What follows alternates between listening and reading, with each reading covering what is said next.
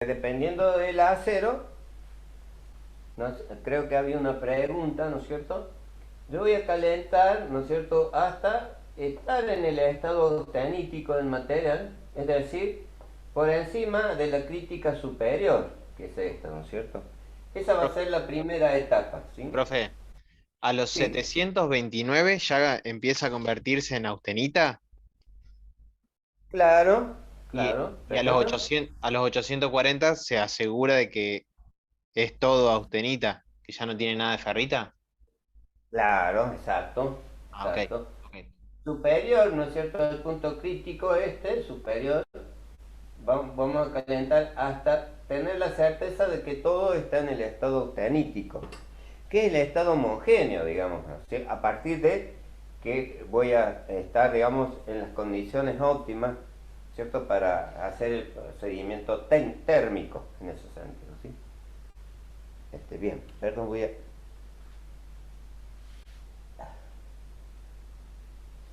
Bien, estaba por esto. Bueno, entonces, la segunda etapa consiste en mantener a esa temperatura un determinado tiempo del material, que justamente a temperatura constante voy a lograr, ¿no es cierto?, que toda la masa del material, ¿no es cierto?, esté en el mismo constituyente auténita. Lógicamente va a depender del tamaño y forma de la pieza, ¿no es cierto?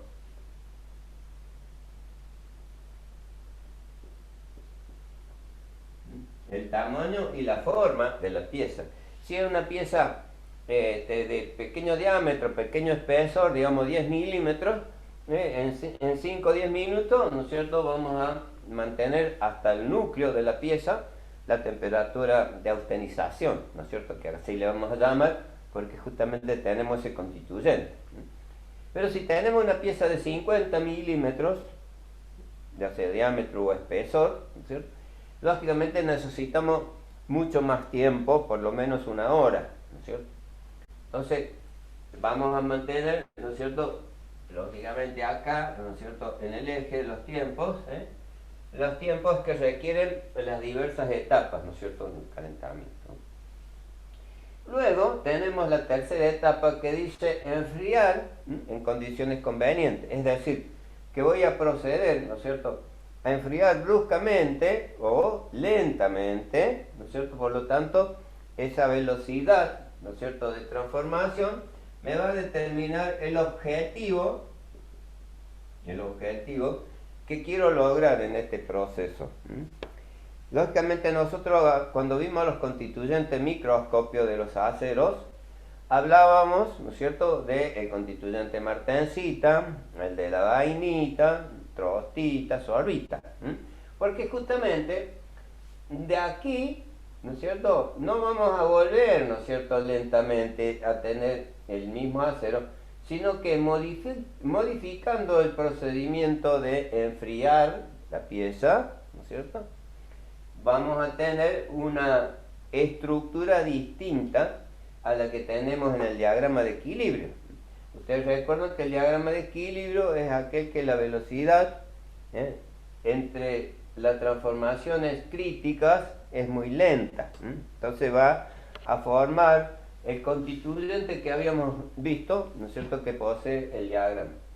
Entonces acá nosotros podemos tener una velocidad de enfriamiento muy rápido, ¿no es cierto?, como el que habíamos logrado, ¿recuerdan? En el temple, ¿sí? Y al definir la martensita, que es la estructura, ¿no es cierto?, habíamos dicho que la martensita es justamente el constituyente de los aceros templados. Es decir, un salto térmico muy amplio en poquito tiempo. Y por otro lado, tenemos un enfriamiento muy lento. Ese enfriamiento muy lento, prácticamente volvemos a las condiciones estas, ¿no es cierto?, del diagrama. Pero, lógicamente, es para otro objetivo este tratamiento, ¿sí? Y luego tendríamos un intermedio entre los extremos, un enfriamiento intermedio. Y acá vamos a tener, digamos, el objetivo, ¿no es cierto?, que queremos, ¿no es cierto?, respecto de las condiciones del enfriamiento, ¿no es cierto? Para un mismo acero tenemos tres tipos de estructura. Entonces aquí vamos a lograr la martensita,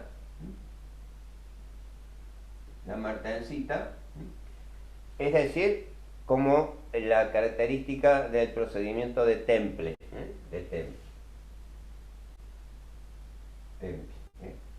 Luego tenemos, en este caso, volviendo, ¿no es cierto?, a obtener la estructura que teníamos en los constituyentes del diagrama, pero utilizado, digamos, con aceros de alta aleación, ¿no es cierto? Aquí vamos a tener con un enfriamiento muy lento, ¿no es cierto?, que esos aceros de alta aleación que tienen una buena resistencia mecánica tengan la mínima resistencia, ¿cierto?, para determinados fines que yo quiero lograr, ¿no es cierto? Y este procedimiento se llama de recocido. Recocido. Y lo podemos relacionar con cualquier aspecto, ¿no es cierto?, de una receta culinaria, digamos así, ¿no? Y en este constituyente, ¿no es cierto?, que vamos a lograr con una velocidad media de enfriamiento, vamos a obtener lo que se denomina normalizado. Y en el normalizado, ¿no es cierto?, como la palabra lo indica, vamos a tener la resistencia normal, ¿no es cierto?, que tiene el constituyente del acero que vamos a obtener. Vamos a tener en este caso ferrita y perlita organizadamente distribuida, y la tensión, digamos, interna del material es moderada, ¿no es cierto? Entonces acá vamos a tener que en este constituyente que se denomina normalizado, las condiciones propias de cada circunstancia. Entonces, acá vamos a En el tener... recocido tenemos los mismos constituyentes o son otros. Claro, sí. Sí, O sea, solo en el que... normalizado y en el recocido tenemos los mismos constituyentes. claro, pero dependiendo del tipo de material o composición química que tengamos. Porque, por ejemplo, en el normalizado, lo que yo hago, como la palabra lo indica, normalizar, ¿no es cierto?, el constituyente de una determinada masa material o de una determinada pieza, que por su procedimiento de forma, por ejemplo, una pieza forjada, laminada, ¿no es cierto?, o que ha sido expuesta, ¿no es cierto?, a un cambio de sección, por ejemplo, ¿no es cierto?, como sería la forma, el doblado, por ejemplo, ¿sí? Esa pieza ha sufrido una tensión o una deformación plástica importante que ha modificado el estado interno del material. Entonces, por ejemplo, en la laminación se ha producido un estiramiento en un determinado sentido de la fibra, ¿cierto? Es decir, los planos cristalográficos han sufrido una deformación plástica, o en la forja, ¿no?, normalmente el cambio de secciones, ¿no es cierto?, que a partir de una sección determinada normal, digamos, o de una geometría normal, pasamos a una forma compleja de una pieza, por ejemplo, lógicamente los planos cristalográficos se deforman en ciertas direcciones y esas deformaciones generan tensiones internas. Entonces ese material no está, digamos, en condiciones, ¿no es cierto?, de ser elaborado, por ejemplo, o tiene constituyentes que no van a determinar, digamos, una condición mecánica apropiada, ¿no es cierto? Entonces se le efectúa un normalizado. En el normalizado, ¿no es cierto?, los planos cristalográficos, como ustedes saben, se van a solubilizar, ¿no es cierto?, el contenido de carbono en el hierro se va a homogeneizar, y de ese modo, ¿no es cierto?, luego enfriándolo en forma prácticamente natural, ¿no es cierto?, se van a ir, digamos, la estructura interna, ¿no es cierto?, va a ir regulándose, ¿no es cierto?, según el tamaño y forma de la pieza, ¿no? Entonces, por esa razón estamos hablando de normalizado. Normalizado se hace normalmente a las piezas en bruto, que han sido forjadas. Entonces, como digo, los planos cristalográficos se han modificado plásticamente, entonces necesitan, digamos, estar sujetos a la misma tensión, agitación molecular cristalina, ¿no es cierto? Y de ese modo, ¿no es cierto?, regularizamos ese concepto. Y luego tenemos, en este caso, ¿no es cierto?, en el temple, que los granos cristalinos, ¿no es cierto?, a una determinada temperatura, ¿no es cierto?, van a tener una energía interna elevada, y si lo enfriamos bruscamente, ¿no es cierto?, tratamos de conservar esa energía interna entre los cristales, pero como no le damos tiempo para que descarguen esa energía, parte de esa energía residual, ¿cierto?, queda en el sistema cristalino y genera esta estructura en agujas que es de alta resistencia.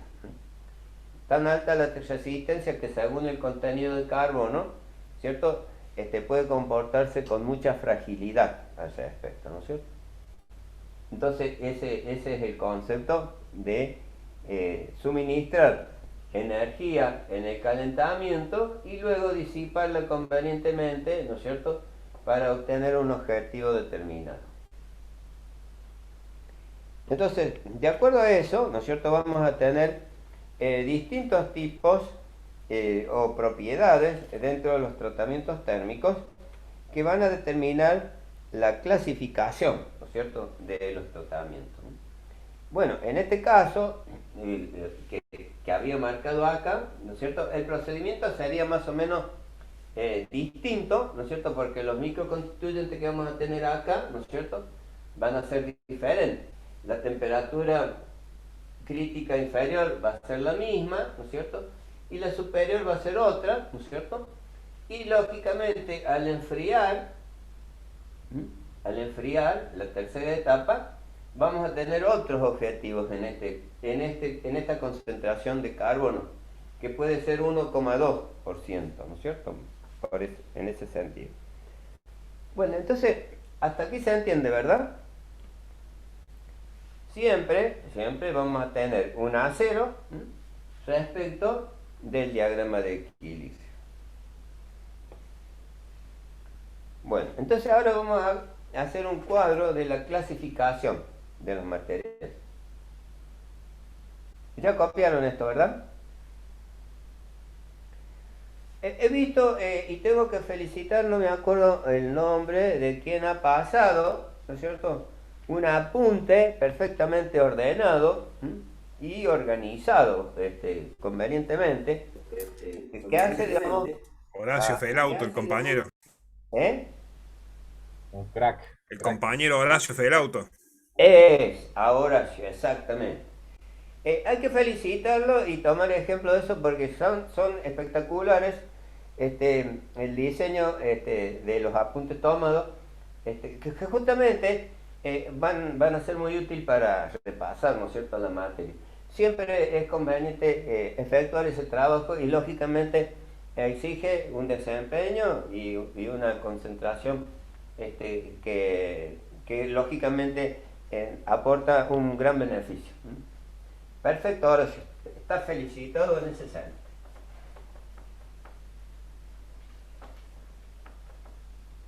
Bien, entonces vamos a ver la clasificación de los tratamientos térmicos.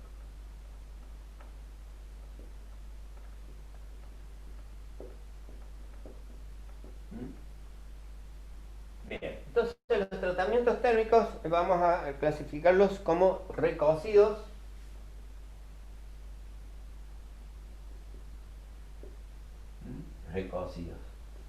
Dentro de los recocidos hay distintos tipos.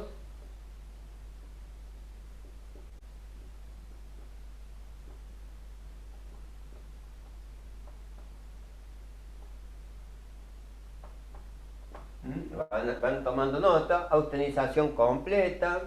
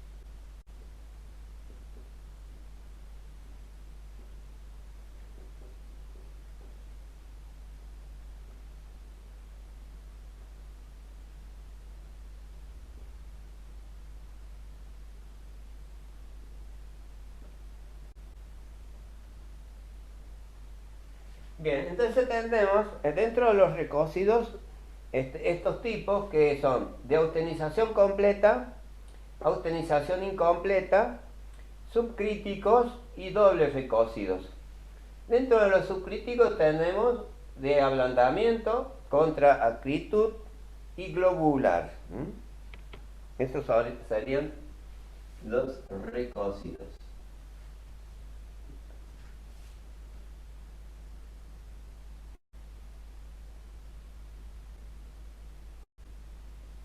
Después tenemos los normalizados, y ya vemos.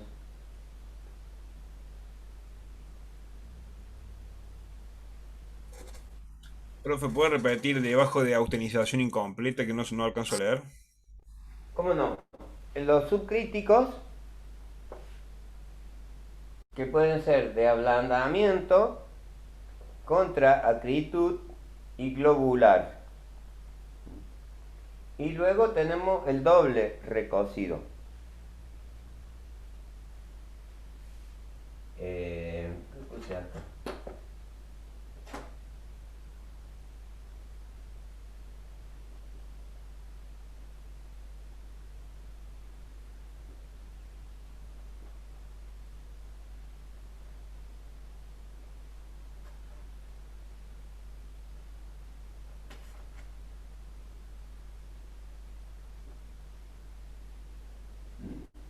Y luego tenemos entonces los normalizados, temple, revenido y los isotérmicos. Los isotérmicos. También hay varios tipos, ¿no? En esta clasificación, ¿no es cierto? No se modifica la composición química del material, ¿eh?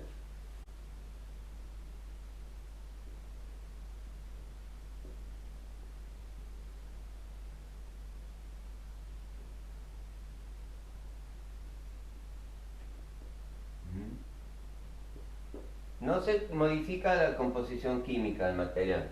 Pero también hay tratamientos térmicos en los cuales se modifica la composición química.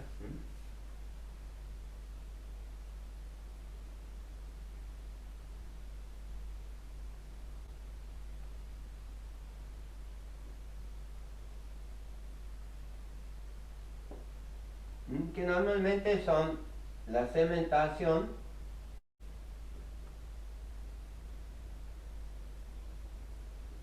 y la nitruración. Ahí estaríamos, ¿no?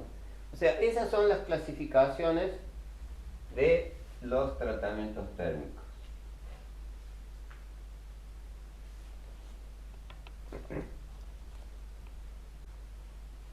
Esas son la clasificación, ¿sí? Naturalmente, así como hemos identificado el diagrama básico de tratamientos térmicos en el pizarrón anterior, ¿sí? Todos los tratamientos térmicos se pueden realizar, digamos, gráficamente, ¿sí? O representar gráficamente, ¿no es cierto?, según los parámetros que habíamos definido, temperatura y tiempo.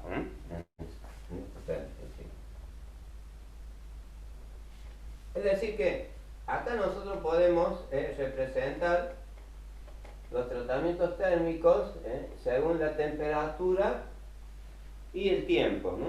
Y acá podemos, digamos, identificar los recocidos. Lógicamente, las temperaturas que vamos a indicar, ¿no es cierto?, como constantes, ¿cierto?, van a ser la temperatura crítica inferior, que habíamos dicho es 721 grados, y la temperatura crítica superior, que varía según la composición química del material, ¿no es cierto?, pero que en la parte superior, ¿no es cierto?, vamos a encontrar la austenita, ¿verdad? Entonces acá podemos identificar.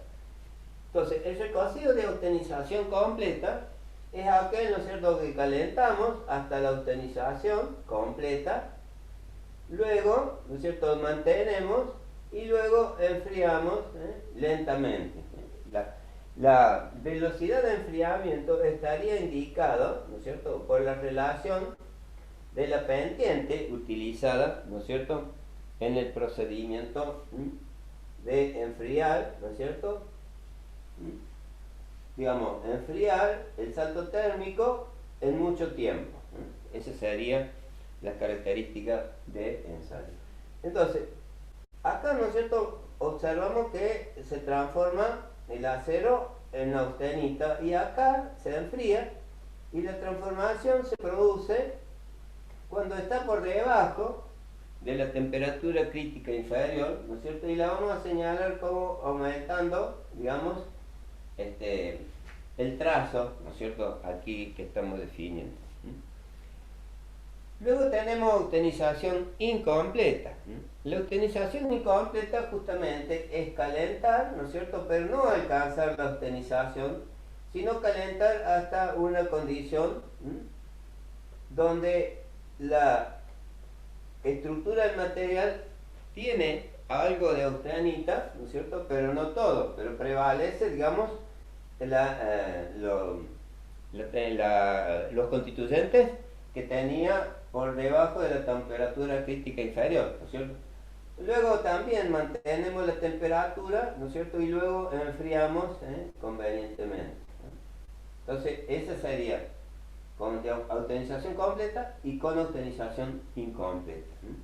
Después tenemos la característica de los subcríticos, donde nosotros vamos a definir, ¿no es cierto?, un ablandamiento. En este primer caso vamos a calentar hasta una temperatura, como lo indica acá, perdón, subcrítica, subcrítica inferior, ¿no es cierto?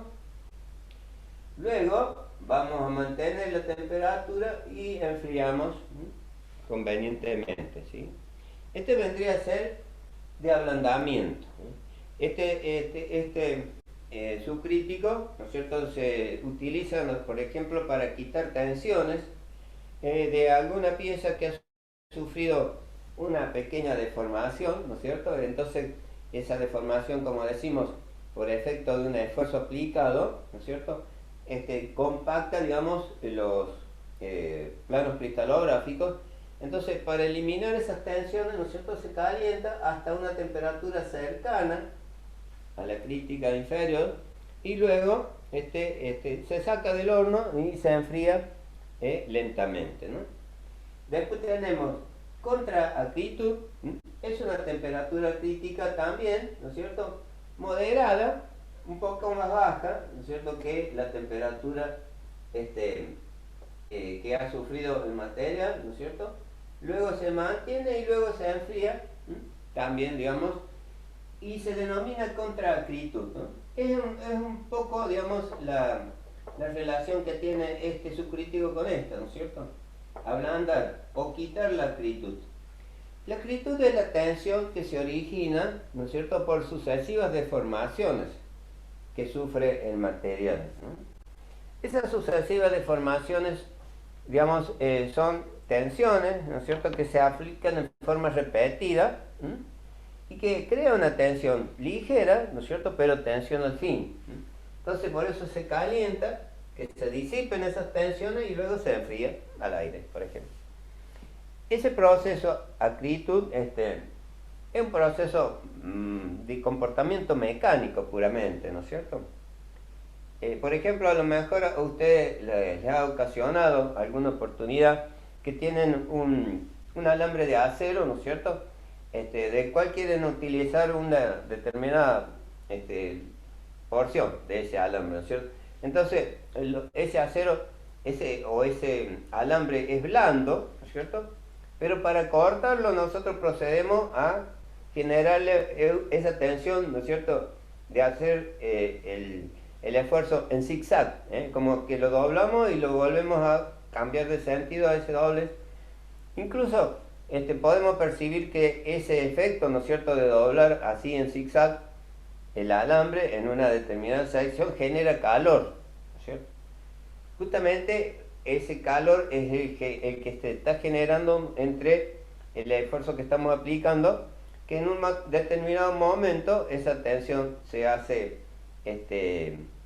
crítica y se rompe el alambre, se corta, ¿no? Entonces, ese efecto que estuvimos realizando genera lo que se denomina acritud, ¿sí?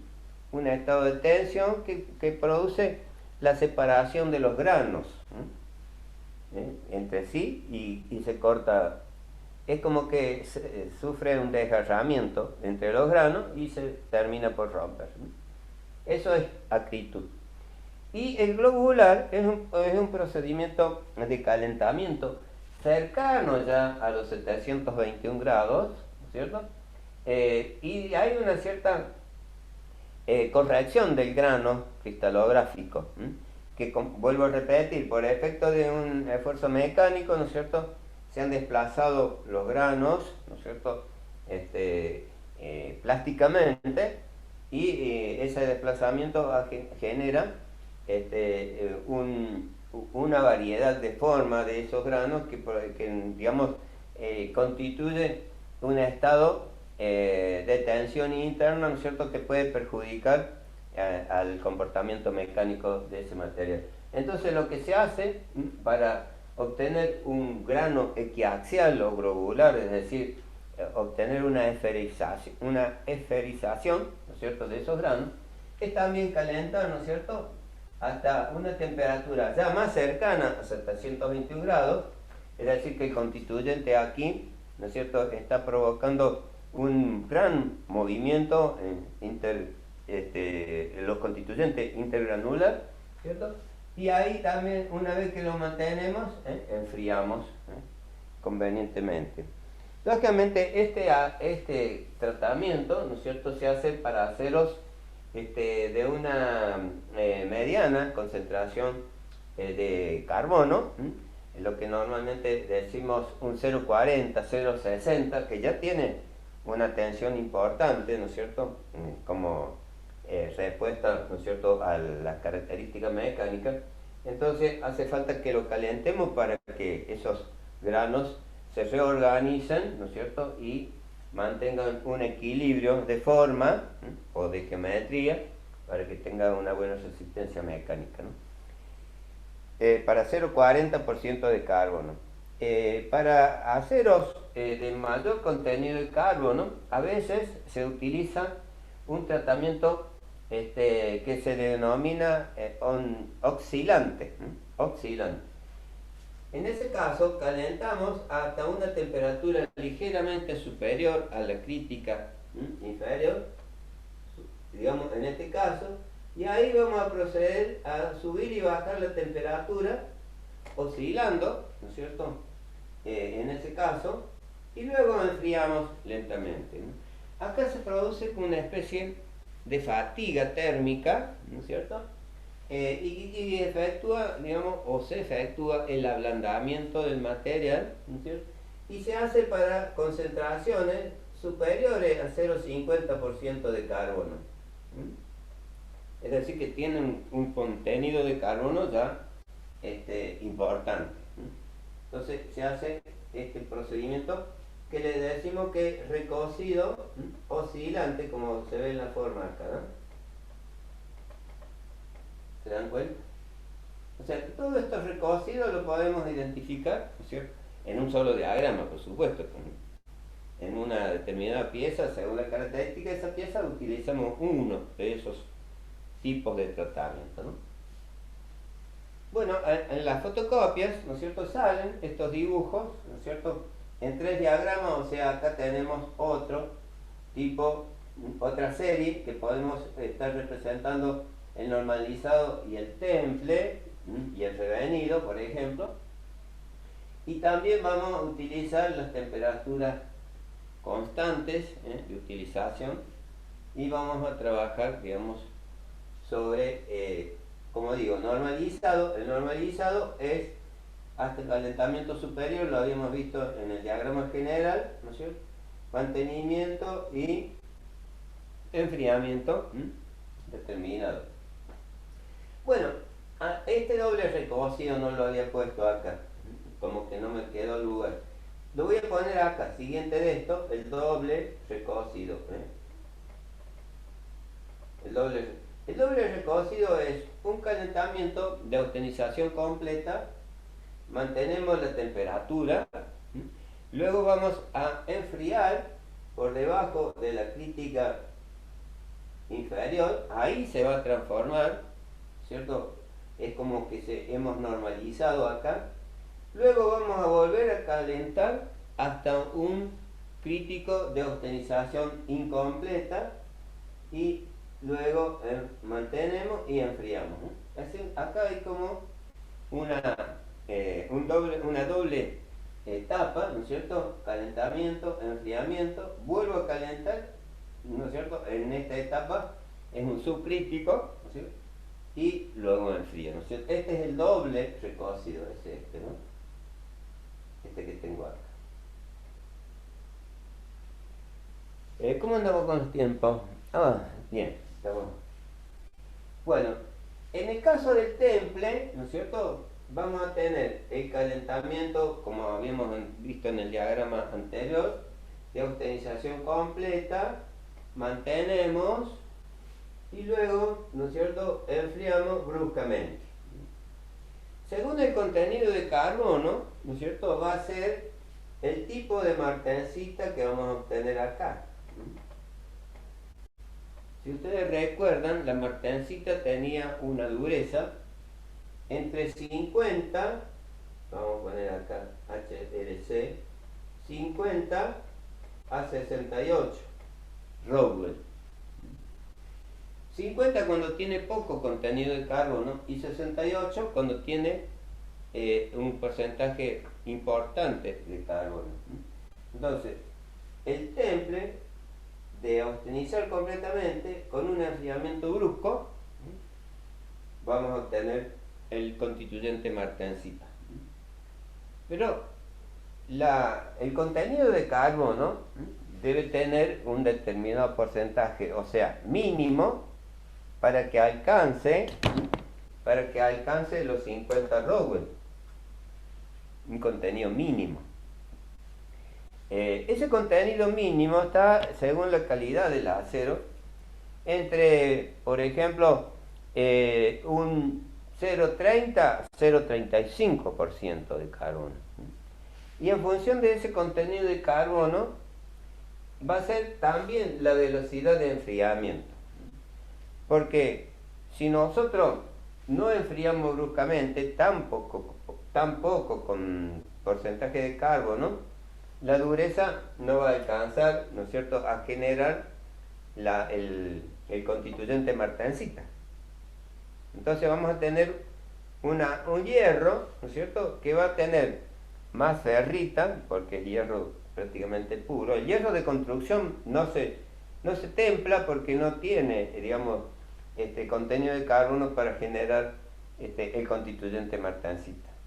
Entonces tenemos que utilizar, digamos, un porcentaje de carbono, como digo, superior a 0,35%. En algunos aceros que tienen una buena calidad, porque algunos veces, ¿no es cierto?, tienen algún porcentaje de otro elemento de aleación, ¿sí? Pero esos que son, digamos, de fabricación ordinaria o estándar, digamos. ¿Por qué? Porque lógicamente si nosotros utilizamos un acero que tenga elementos de aleación en contenido y a su vez de distintos porcentajes de elementos, ¿no es cierto?, es más caro, lógicamente. Entonces, cuando hablamos de las crisis, por ejemplo, en Argentina, ¿no es cierto?, los aceros que se utilizan son de baja aleación, lo mínimo, lo más barato que se puede hacer, ¿no es cierto? Que hemos sufrido esas características, ¿no es cierto? En los 90 hemos padecido esas consecuencias en la industria, ¿no? Entonces, para lograr, digamos, que esos aceros alcancen un mínimo de resistencia, la velocidad de enfriamiento tiene que ser lo más rápida posible, lo más rápida posible. O sea, el tiempo del salto térmico tiene que ser lo más breve posible. Eso se logra, ¿no es cierto?, con la temperatura del agua, que es el medio más violento para enfriar el agua, y con agregado de sal que disminuye, ¿no es cierto?, la transformación de los puntos críticos, ¿no es cierto?, de cualquier procedimiento, ¿no es cierto? Entonces, con un contenido de sal, ¿no es cierto?, en el agua, y el agua a baja temperatura, como puede ser entre 4 y 5 grados, que es la temperatura que se utiliza, digamos, en una instalación de torres de enfriamiento de agua, ¿no es cierto?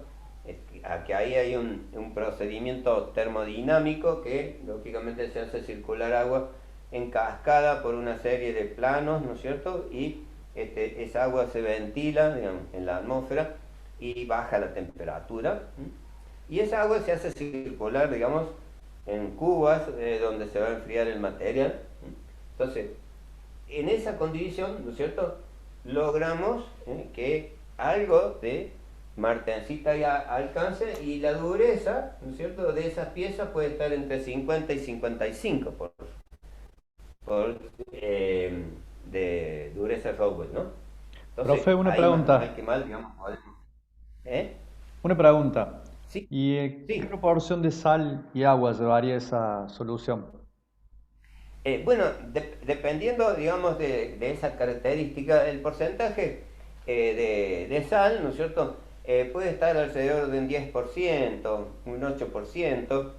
En las fotocopias ustedes habrán visto, ¿no es cierto?, de que distintos porcentajes de sal en agua genera un punto eutéctico. No sé si lo vieron, pero ahí está el diagrama de equilibrio. Sí. El mínimo de temperatura que se puede alcanzar para ese eutéctico es 23 grados, menos 23 grados. O sea que ese eutéctico hace que la temperatura del agua, ¿no es cierto?, baje a menos 23 grados permaneciendo líquida, porque es una solución, una salmuera. Está interesante, después veanlo ahí. Gracias. Y bueno, los jóvenes utilizaban mucho este proceso, esta mezcla frigorífica, así se llama, ¿sí? No sé si ustedes la escucharon, seguramente, porque está a nivel del esparcimiento, utilizar esta mezcla. ¿Ustedes la han escuchado alguna vez? ¿El helado? ¿Eh? ¿Un Para helado? bajar temperatura de bebida. Escuché algo Ah, de eso. ¿vieron? Exacto, exacto. Para bajar la temperatura de la bebida, exactamente. O sea, inmediatamente, ¿no es cierto?, enfriamos la bebida, que puede estar en un estado natural. Si tenemos en un determinado recipiente una cantidad de agua y agregamos un paquete de sal, por ejemplo. Entonces, la sal nos produce una mezcla que enfría por debajo